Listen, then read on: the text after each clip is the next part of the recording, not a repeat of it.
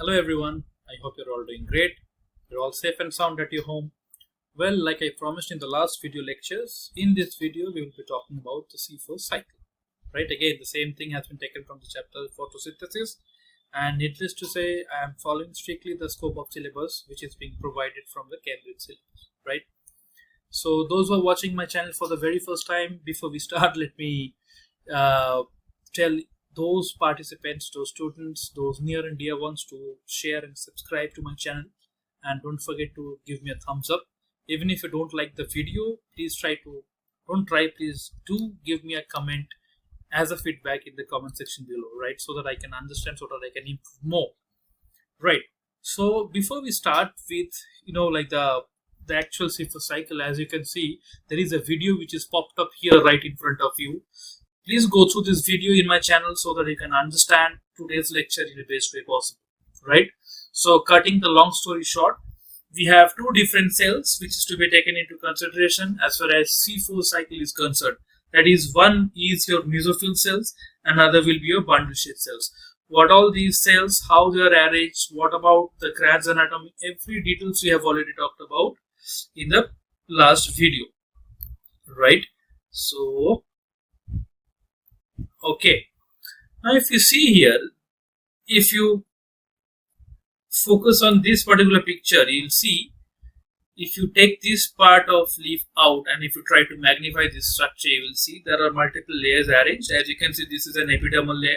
So in between whatever you have, this is nothing but a mesophyll tissues. Mesophyll tissues are the photosynthetic tissue where actually photosynthesis takes place. So similarly, if you can see, they have highlighted here also the mesophyll tissues. Now if you see, since we are talking about C4 plants, this is the typical adaptation which is visible. I'm talking about the Kranz anatomy, by the way. This is a typical adaptation which is visible only and only in case of a C4 cycle and the C4 plants, I should say. That means in C3 plants, if you see the structure, if you see the arrangement of those tissues, you will definitely find upper epidermis. You will definitely find mesophyll tissues. You will definitely find lower epidermis. Everything will be there. But this kind of Kranz anatomy won't be there in case of a C3 cycle, C3 plants, because this is a specific adaptation which is visible for C4 plants. That you have to remember, right? So my focus today will be on this ring-like structure, as you can see here, and these rings are made up of mesophyll cells, and inside the mesophyll cells you'll be having another layer of bundle sheath cells, as you can see. It's visible in the picture. Now understand one thing. It is the mesophyll cell which are almost facing the environment, right? Because the bundle sheath cells are present deep inside the layers. So that means, understand one thing. Our problem started with Rubisco, right? Because Rubisco shows a dual nature. So one thing we have to make sure that in these kind of plants, we have to make sure that there is a continuous supply of carbon dioxide happening till the level of bundle sheath cells, because it is the bundle sheath cells who can actually perform the C3 cycle. Why they can perform the C3 cycle? Because whatever Rubisco was there in the mesophyll cells, you picked up all the Rubisco and you sent all the Rubiscos deep inside the bundle sheath cells, so that these Rubisco are not in direct contact with the atmosphere. So if there is no direct contact with the atmosphere, there will not be any chance of photorespiration. I hope that makes sense to you, right? Now, on the other hand, if you remember, we talked about the mesophyll cells. These are the mesophyll cells which will be having another enzyme which will help to fix the carbon. That means it will help in the carboxylation process. And the name of the enzyme is PEP carboxylase, right? Now, if you go to the next slide, now this is a detailed pathway about the the C4 cycle. Well, all these structural things we will not go into that much of detail. We will try to stick to the information which is being provided by the syllabus, right? So understand one thing. Again, mesophyll cells are the cells which are almost facing the atmosphere. If you can see, these are the mesophyll cells here, right? So definitely in the mesophyll cells, the carbon dioxide will enter. The CO2 will diffuse in, and the CO2 will combine with a compound which is already present in the mesophyll cell, and that is known as phosphoenol pyruvate. Right? Now understand one thing. How many carbon are there in phosphoenol pyruvate? 1, 2, 3. So it's a 3 carbon compound. On the other hand, you are taking 1 carbon compound, that is carbon dioxide. So 3 plus 1 becomes 4. So the first stable compound that you form is oxaloacetic acid or oxaloacetate. Oxaloacetate is a salt form of oxaloacetic acid. Since it is a 4 carbon compound, that's why the cycle is named as C4 cycle. Right? So the first stable compound in this particular cycle you are going to form is the 4 carbon compound, which is nothing but the oxaloacetate. Right? Now understand one thing, why I am not talking about it, because it's not required as per your syllabus, but still I'll tell since it is given. This carbon dioxide, after diffusing in, it cannot react with phosphoenol pyruvate just like that. It will be dissolved, it will form a bicarbonate ion, then only it will react with the phosphoenol pyruvate. But again, irrelevant. This is not needed for the syllabus.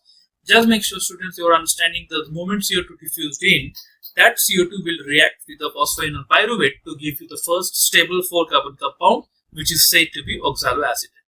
Now, second, this oxaloacetic acid will undergo reduction. If you see this reduction happening, because this is the reduced version of NAD. Right? So, from NADH to NAD, that means you are removing hydrogen. That means the reduction is going on. Once the reduction happens, you will form another acid which is said to be malic acid. Again, the malic acid still having 4 carbon. So still it's a C4 compound. Please make sure about it. Once it forms a malic acid, it will enter the next cell, that is the bundle sheath cells. Because these plant cells, they have cell-to-cell connectivity, which is said to be plasmodesmata. Through that cell-to-cell connectivity, the C4 acid, which is the malic acid, will enter into the bundle sheath cells. So I'll take you to the previous slide. If you can understand, whatever formation happened here initially, it happened here in the mesophyll cells. That means we formed the oxaloacetic acid. Now this oxaloacetic acid will be converted into the malic acid.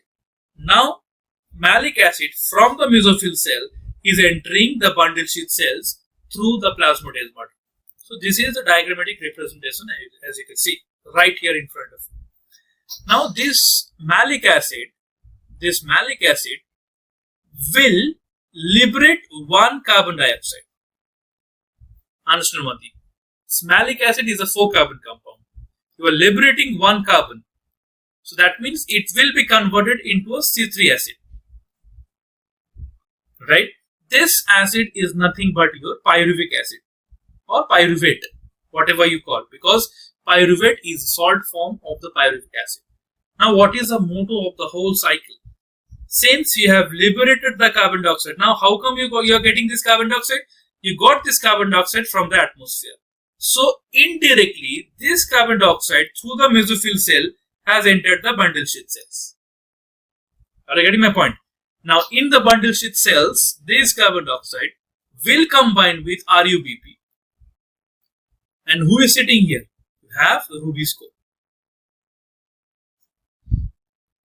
So in the presence of Rubisco, in combination with RuBP and carbon dioxide, you are going to form the first stable compound, which is a 3 carbon compound, and hence this is nothing but your C3 cycle.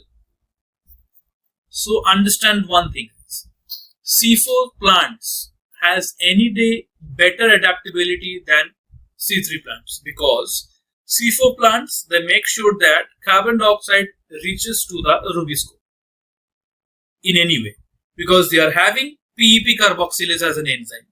So definitely it will undergo carboxylation. It will not allow photorespiration to take place, because for photorespiration to happen, you need to have Rubisco very close to the atmosphere. But what you did as an adaptive measure, you took out all the Rubisco and you have shifted them back inside the bundle sheath cells, which is away from the atmosphere. Again, if you see in this picture, you can understand these bundle sheath cells are actually not facing, they are not in almost direct contact with the atmosphere. No. you have another layers of cell which is said to be the mesophyll cells, right? So as a result of which the carbon dioxide which was taken here from the atmosphere, now it is being delivered into the bundle sheath cell so that it undergo C3 cycle. That is the main purpose of the C4 cycle of the C4 plants.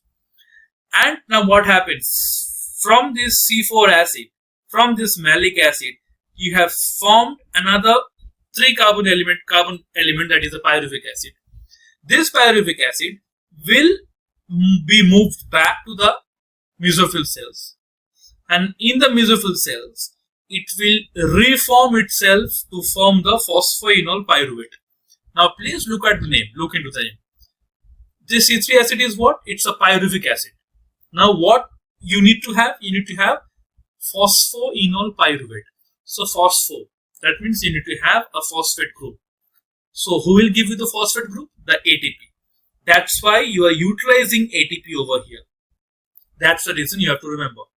There will be an expenditure of ATP so that you can release this inorganic phosphate which will be taken up by the pyruvic acid to form the phosphoenol pyruvate. So that this phosphoenol pyruvate now is ready for the next slot of cycle. And this is how the C4 cycle will continue. So what is the moral of the story? In this C4 cycle, C3 cycle also takes place. You see that C4 cycle is happening here because you are forming the first stable compound, right? That is why you call this particular cycle as a C4 cycle. But along with that, you are at the same time you are also having C3 cycle, because whatever carbon dioxide you picked up from the atmosphere, you delivered all of them into the bundle sheath cells so that the plant can actually undergo C3 cycle. Because understand one thing, it is the C3 cycle which will give you the maximum productivity as far as food is concerned, as far as assimilates are concerned. Right guys? Well, that's about it. That's about the C4 cycle. I hope you have understood, you have enjoyed the lecture. Well, one thing, please make sure if you have any questions, if you have any doubts, any feedbacks, please do not forget to write down in the comment section below. Those who are new in my channel, once again, do not forget to subscribe to my channel and hit the bell icon so that you can get all the notifications right on time. Well, in the next video lectures, I haven't planned so far, but I'm planning to make a video on, say, glycolysis or maybe an electron transport chain. Fine guys, that's all for the day. Take care, bye bye, see you soon.